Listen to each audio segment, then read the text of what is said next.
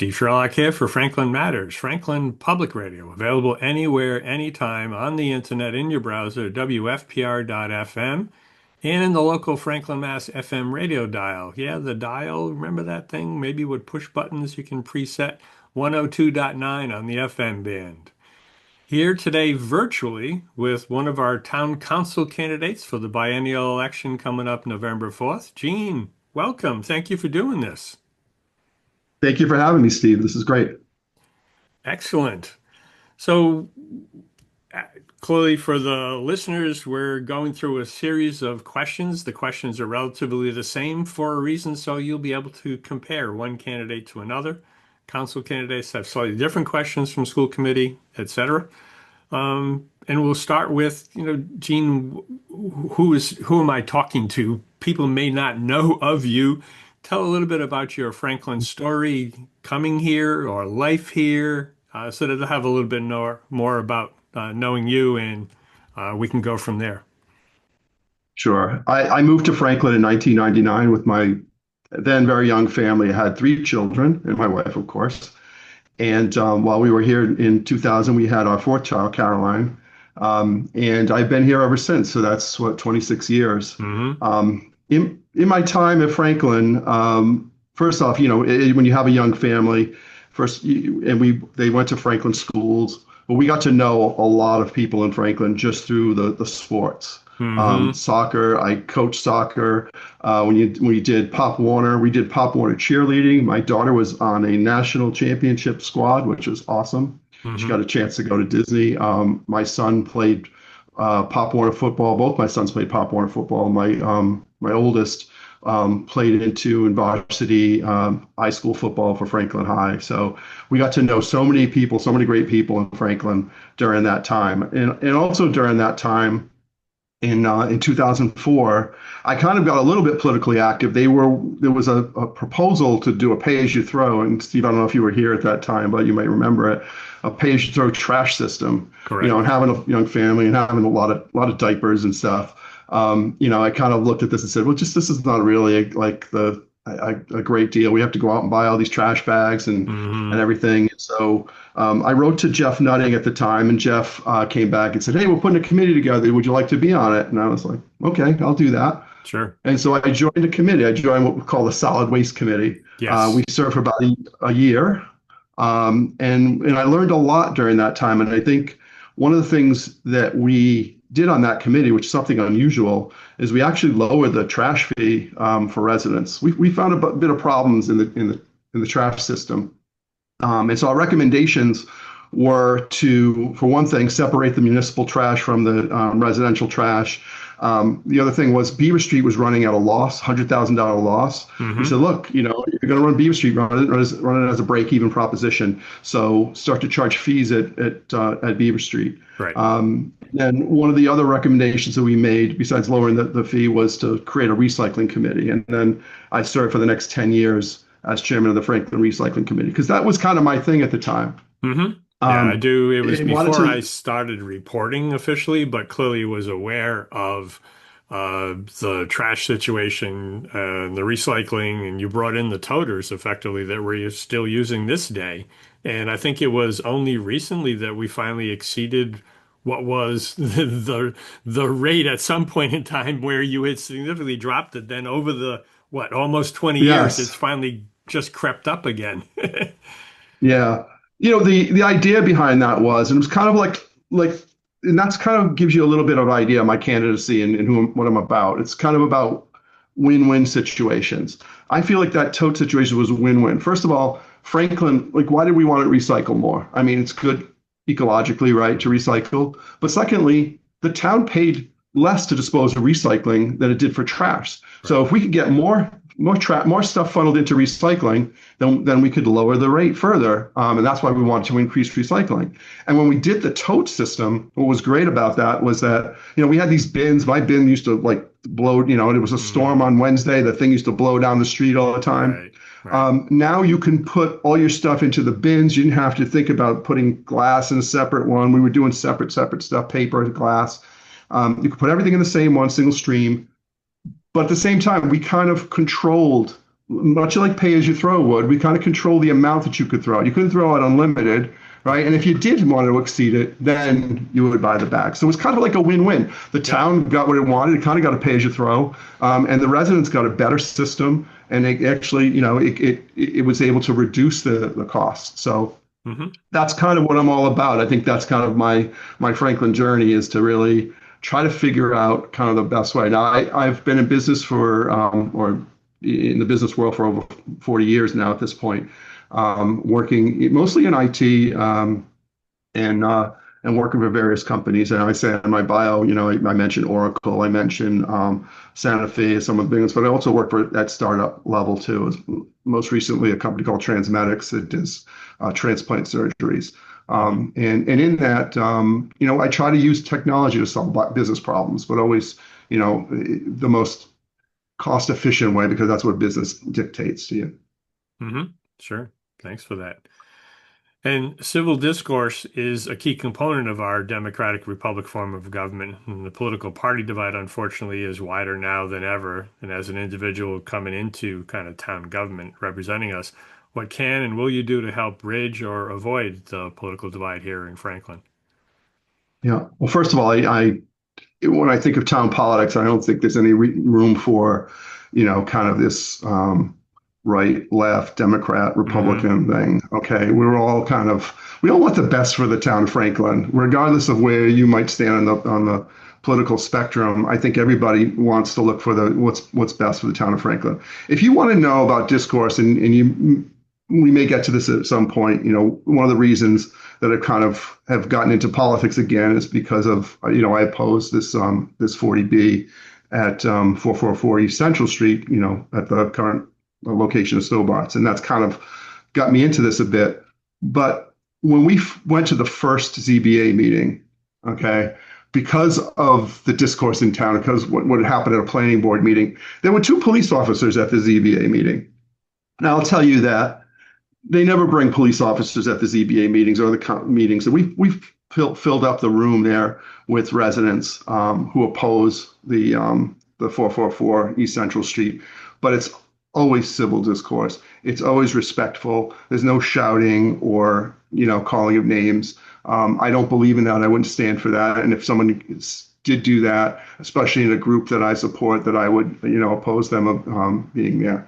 I don't think that that's the way we talk to, either public officials, people who are working for the town are spending their time and effort, mostly unpaid, to work for work for the town in these positions.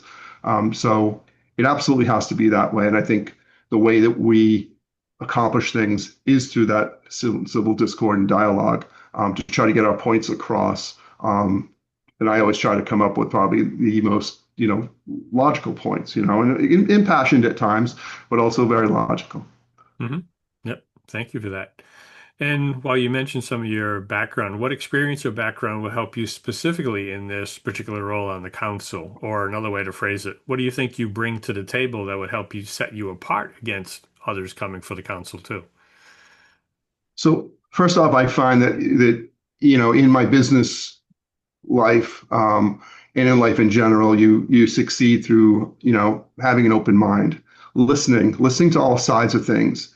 And what I like to do is kind of listen to all sides, weigh things out, and try to make the best decisions based on all the data that I have. And I feel like I'm an excellent decision maker. And if I think that there's another way of doing things, then I'll bring that up. And I think that there's alternative ways of looking at a problem, or alternative ways that we can maybe deal with the problem. Sometimes it gets to be very, binary. So some people want one way, some people want the other. Sometimes there's a third way. So I think I bring good decision making, a lot of experience working in, especially companies. Some of them that I've had very strong financial goals assigned to me, or you know, parameters that I had to work in. And I think that's kind of what the town is working in today. It's like, okay, Hmm. well, we got to fit within this budget. And so sometimes you got to get creative when that happens, right? How can we come up with some creative ways to either bring in more revenue or to deal with some of the costs that we have. And I think, opening up to a lot of different creative ideas, I think will eventually help us to deal with some of these things. But ultimately, I think I keep an open mind and I make very good decisions. Hmm. Thank you for that. And then clearly one of the key responsibilities of the council is to hire and provide oversight for the town administrator and his or her team. For example, while you as the councilor can serve as an escalation point for the town folk, this does not include micromanaging a particular department or operation. Do you agree or disagree? And please elaborate on I that. I teach at Clark University. One of the things I do is I teach a management course, an IT management course. One of the things I teach in that course is how not to micromanage, or kind of the Mm, rules of not yeah. micromanaging your employees. So I'm not a big fan of micromanagement. I don't want to do other people's jobs for them. I let them, you hire good people and you let them do their job. That being said, I think when we start looking at the town departments, we look at cost controls. I think we have a finance committee that is really, that's kind of their role, is to kind of do some oversight on the Hmm. on the budgets, figure out how we're doing that, ask the questions, and then make recommendations to the town council. And the town council is involved in that because they choose members of the finance committee. So I would look for the finance committee and try to work and advise them, give them parameters to on how we should kind of approach maybe looking at the budget and what we can do to find, like I said, creative ways. But really let them, they do their job. Most of these people, and I've heard them talk and I've listened to and watched some of the meetings online. Really smart people who not only know finance, know budgets, like myself, and like some of the Hmm. other people who we're looking at town council. And they have very, I mean, excellent questions, and I think they can do that job. At the end of the day, I think that's how I would handle it. Is I'd look for those recommendations and I'd ask those questions of the finance committee. Hmm. Yep, that's good. Thanks. The town council, as you're aware, approves the annual budget, which sets the priorities for how Franklin operates. Faced with the fiscal challenges from the past couple of years and as foreseen for the next several years, what are the financial priorities you think we would need to address? And there's kind of two sub questions to that. And if you need to get refreshed, we can do that too. But once you determine, how would you explain what needs to be done to the voters and residents? And I think you picked on communication as one of the keys anyway. And what would you do to help the community understand the separation of roles between the council and school committee? Okay, we could start with the school committee. I mean, obviously, the school committee is an elected board that has responsibilities that are to decide what they're supposed to do with the school budget. Hmm. Okay, so that's not really the job of the town council. The town council can set so I would continue to explain that. I think today, as you're probably aware, I look to use social media to communicate with members of the town. And so I would continue to do that and kind of explain things. I'm doing something right now, which is explaining the water ban, for example, on social media. So, because I think people have a lot of confusion around why we have a water ban every year. So I would look to do that with, explaining the separation, explaining what town council. Now, getting back to priorities, um, I always have to feel like security, safety, these are the things that are like of the most important when it comes to running the town and providing services for the town. Right? That police and fire. I never want to see a situation where we cut our ambulances in the town, and I think that was kind of unnecessary to cut it because it brings in revenue. But I wouldn't want to see something happen to a resident because an ambulance wasn't able to show up on time. Hmm. So we have to prioritize that, and we have to, I think that's just something that is life or death in these situations. And so that I would prioritize that, first and foremost. But again, I want the best schools as possible too. We all want those things. So schools being the biggest budget, I think it's really incumbent on the school committee to look at how they can get, look at efficiencies within the school budget. We've had over the years declining, students. We've closed schools. We should see some, and just like when we opened schools back in the early 2000s, and we saw increased expenses. I remember when the Oak Street School opened up, and there was Hmm. expenses increase for that, we should start be seeing some economies of, closing schools. And maybe why we're not seeing that, I think that's something that the school committee has to look at. But I think that, town council can make it clear that I think that's important for us to look at how we can run schools as most efficiently as possible. Hmm. Yeah, because in the last budget, at least based on the redistricting, which, as I understand it, optimizes the district for the delivery of services appropriately, so they still have room for growth. They took 3.8 million, if I remember correctly, out of the budget as part of the redistricting, and then still had some budget cuts to do, but that's another topic. But But anyway, the budget did go up over 3% again for the 2026, correct? the allocation from the town increased Yeah, about that. Yeah, the yeah, budget, if you had added the 3.8 back in without redistricting, it would have been, that much more significant cutting on the school side. So there were a lot of efficiencies. And yes, to your point, the school committee needs to do more of that explanation. I think they're making strides, but as much as I'm advocating, they haven't done the rest of it yet. So hopefully they will over time. It's been a challenging last couple of years, as I'm sure you're aware, as they work through yeah, the redistricting process. yeah. That's always very difficult. Yes. Uh, Master Plan, 2025 Master Plan was approved. Do you support the goals and recommendations of that? And if so, what would you do as a town councilor to help implement them? Or if not, why not? So some I do, some I don't. So if you go to the mission statement, and I went back earlier today and I was kind of looking this over, you look at one of the things it says fiscal responsibility is right up there in the mission statement, Hmm. and that's great. And I'm totally for fiscal responsibility. It also speaks to preserving open spaces, natural resources, and definitely am for that. I think we would look at, like I said, open spaces, wetlands, environmental protections. Those are all important things. It also speaks, I think, of safety and health of the residents, which is great. Some of the things it gets into, deeper into it, we talk about things like affordable housing, friendly 40B and friendly 40B. I'm not a big proponent of the current friendly 40B process as it stands. I wish it would just go away. I don't think there should be a friendly 40B at this point in Franklin. Why do I say that? Because we are over the 10% that the state requires. I think we're at 13%. I think we're even continuing to add additional 40B housing stock. So why do we continue to do that when the residents really aren't in favor of more apartment buildings and more of this? They're seeing a kind of a congestion in town, especially on the 140 area with the building there. And it's why I've been vehemently opposed to the 444 East Central Street project, as a lot of residents are, because we already realize the traffic. So I don't think that the traffic health helps on the health and safety side. I don't think that the residents really are seeking more apartments. I think Franklin's definitely doing their fair share. We see other towns that don't even meet the 10%. Towns like Milton who oppose it, towns like Rentham who oppose it through their town councils and board of selectmen.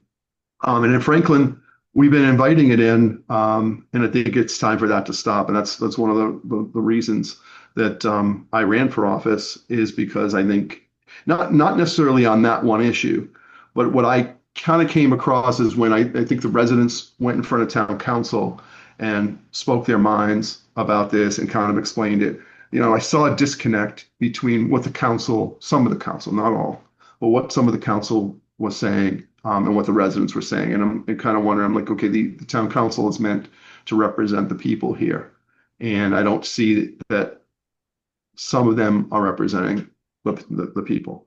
And so you'll find in everything that I kind of say is the reason that I'm running is to represent the people of Franklin. And I'm spending a good amount of time up in this election and on Fridays at the Harvest Festival, talking with residents, getting their opinions on things, listening to them, Hmm. because when I go there, I want to make sure that I am representing the people and residents of Franklin, and not necessarily any other interest but that.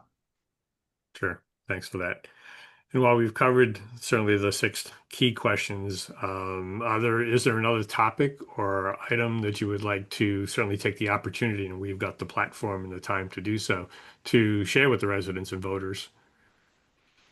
I think I would just say that, I came to Franklin because, um, it was, I have a wonderful home. It's a beautiful community. I really kind of, when I settled here, fell in love with this community and the people. And everything I've seen since, in the last couple of years, I've been kind of more active in, I would say, in town politics, in talking to other residents. Everything has just bolstered that the people that I meet at various events, whether it be at town hall for meetings, whether it be at the Harvest Festival, are just amazing to me. We have really smart residents, Hmm. and I think what's important for us to go forward is the leadership of this town. We have to make sure that we're respecting that we have really smart residents here, and that they're listening to us. We don't have to necessarily kind of talk down to them.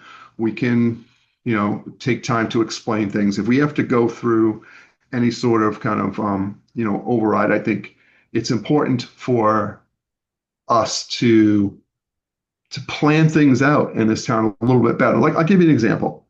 We recently went for, as we went for two overrides. Now, at the same time that we went for those two overrides, we're also looking at a new police station. Maybe we do need a new police station, and there's a design for it. There's listening sessions there, people, talking. But I don't think it's clear to the residents, because I think that the whole, plan is kind of put out is that, oh, well, we could be looking for a general override, but then we can looking for a $40 million, debt override, right?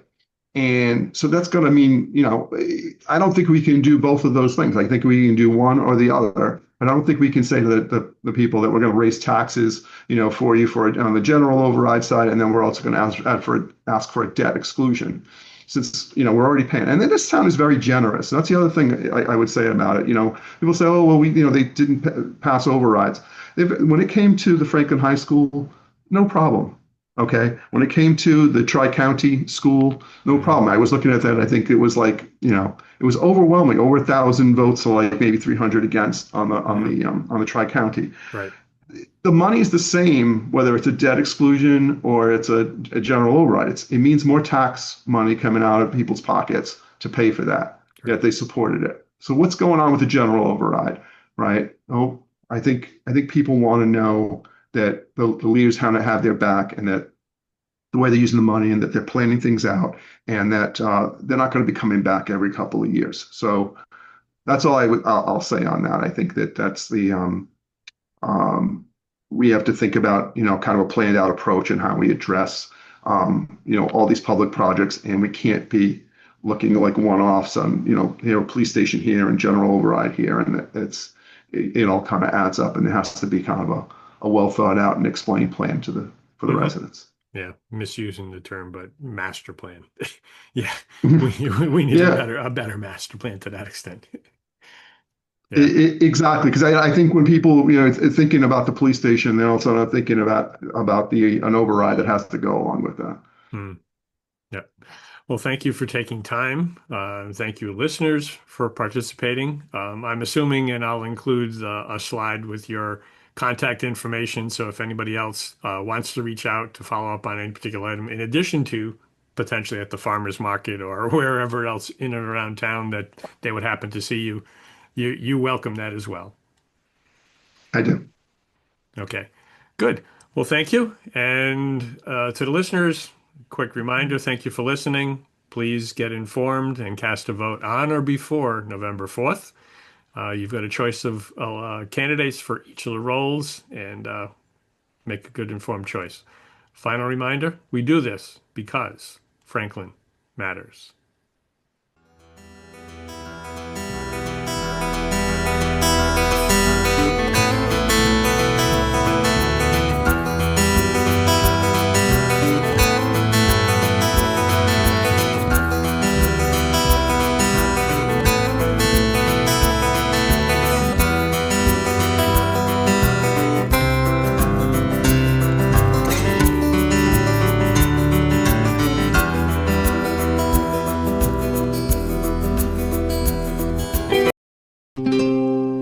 This program was made possible by your Franklin friends and neighbors, good folks just like you.